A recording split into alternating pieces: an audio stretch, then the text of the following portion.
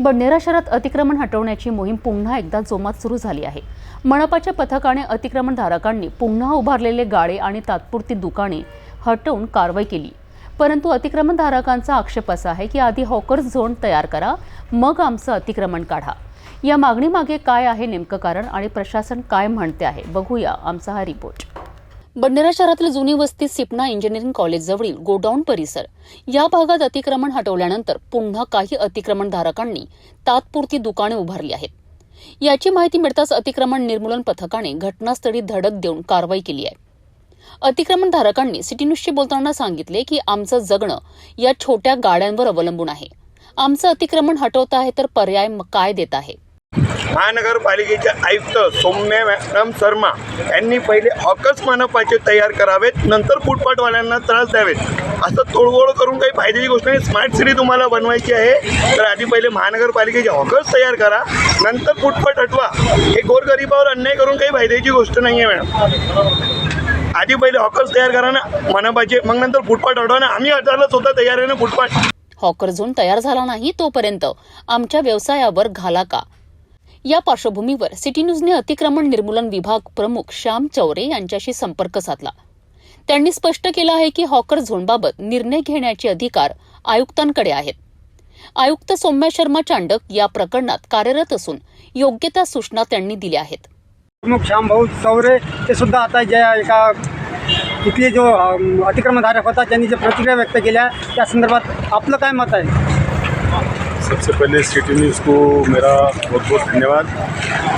उनके जरिए कैसे प्रसिद्धि की वजह से लोगों तक माहिती पड़ जाती कि भाई हमने कैसी कार्रवाई की, किस प्रकार की।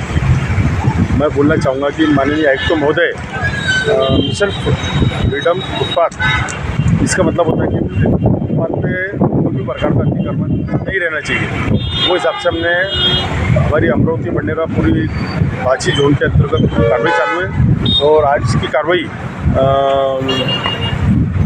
अलमास गेट जो जोन क्रमांक 4 बडनेरा क्षेत्र में आता है, तो अलमास गेट से बैल बाजार तक की, सावता मैदान से लेके तो शादी हॉल तक की पूरा बडनेरा का परिसर मैंने आज पूरा अतिक्रमण हटाया हूँ और लोगों ने भी काफ़ी सहकारी किए।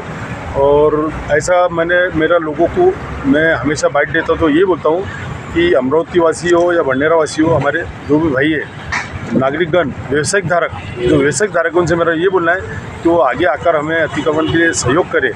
और जो गाड़ी धारक है, जो सब्जी और फल जो बेचते हैं, वो फुटपाथ पर न लगाते हुए, क्योंकि महिला को, वृद्ध लोगों को, बच्चों को, दिव्यांग लोगों को काफ़ी अड़चनें निर्माण होती है आने जाने के लिए। तो वो बातों को ध्यान में रखते हुए अतिक्रमण धारक ने भी अपनी गाड़ियाँ वगैरह जो है वो फुटपाथ पर न लगाते हुए एक साइड से लगाना चाहिए। हमारा भी उनको ये ऐसे बोलने का तात्पर्य। अतिक्रमण धारकाचं म्हणणं आहे की मनपाने आधी हॉकर झोन तयार करावे, नंतर आम्हाला उठवावे, अशी त्यांची मागणी आहे। यावर मनपाचं काय पाऊल आहे?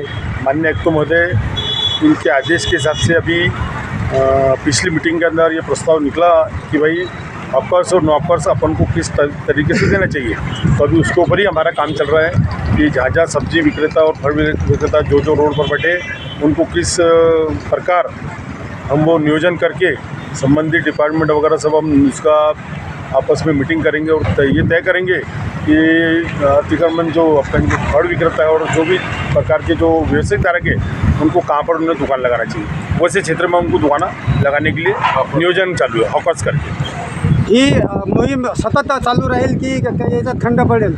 नहीं, मुहिम चालू हमेशा रहेंगी जब तक ये लोग अगर अतिक्रमण करते रहेंगे, हमारे को सहकार्य नहीं करेंगे, जब तक मुहिम चालू रहेंगी। सध्या बडनेरा शहरात अतिक्रमण हटवून शहराच्या सौंदर्यीकरणाचा प्रयत्न सुरू आहे। मात्र त्याच वेळी प्रभावित व्यापाऱ्यांच्या पुनर्वसनाची मागणीही जोर धरत आहे। अतिक्रमण हटवणं गरजेचं आहे, हे जितकं खरं आहे तितकंच प्रभावित नागरिकांना पर्याय देणं हे प्रशासनाचं कर्तव्य आहे। बडनेरामध्ये अतिक्रमण निर्मूलन मोहीम सुरू राहणार असली तरी हॉकर झोन सारख्या कायमस्वरूपी पर्यायांकडे प्रशासनाने गंभीरपणे पाहणं गरजेचं आहे।